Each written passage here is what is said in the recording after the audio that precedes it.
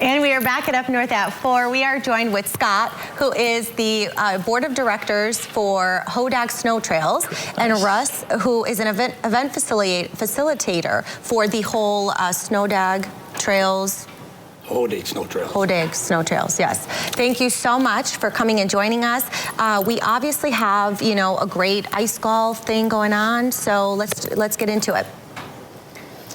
So 19 years ago, I had purchased Fisher's Resort, and I figured I got, 430 some acres of ice or lake I can use as events, So I said, I'm going to do an ice golf tournament. And me and my wife sat down one day and said, let's do an ice golf tournament, but who should we do it for? She says, how about the Hodag Snow Trails? So we contacted the Hodag Snow Trails and said, we'd like to do an event for you. So they jumped on board, and that's how things started. Very cool. 10 years ago. 10 years ago. Okay, so what persuaded... 19 years ago. 19 years ago. Interesting. So what persuaded you guys to start this? Was it an idea, or is it just random thoughts? Just an idea I always had, that I always wanted to do an event. So after about 3 years of owning a bar, I finally decided to actually pursue and go through with it.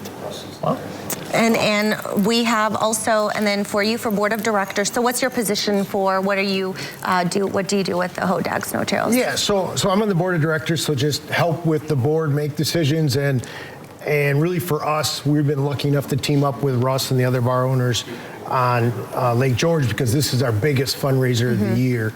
And for us, it's always part of snowmobile, and this year, more than ever, without the trails open up, there's a loss of revenue. So this really helps us kick in to help take care of our equipment. So in addition to the fundraiser part of ice golf that Russ and the bar owner facilitate, we also do a meat raffle. So together, both those things end up being a very large fundraiser for us every season.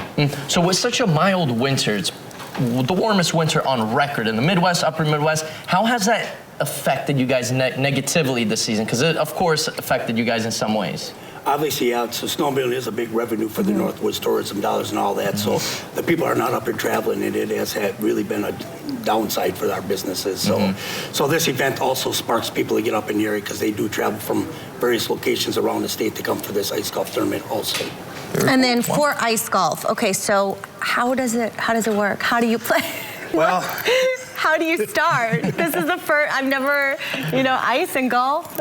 So basically I go out there and I actually set up an 18-hole course. Oh, wow. And I actually put hole sponsors out there and actually make pins. I drill into the hole and I range find it, and we all do that. So we usually go around the ice and do it. I mean, there's some pictures on now. Yes. And it started like the first year we did it, we had like 5 teams and it was only 5 holes.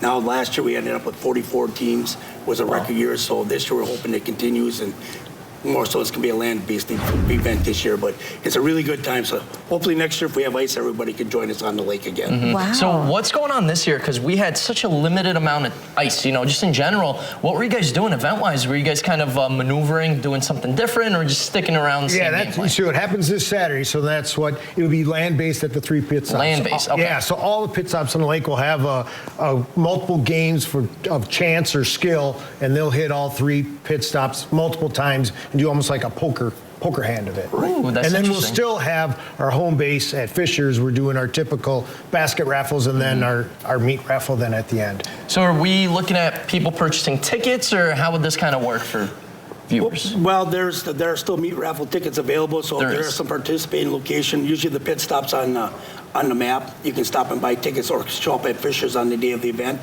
which kicks off about 11:30, and they can buy tickets there and buy raffle prizes and just enjoy the fun.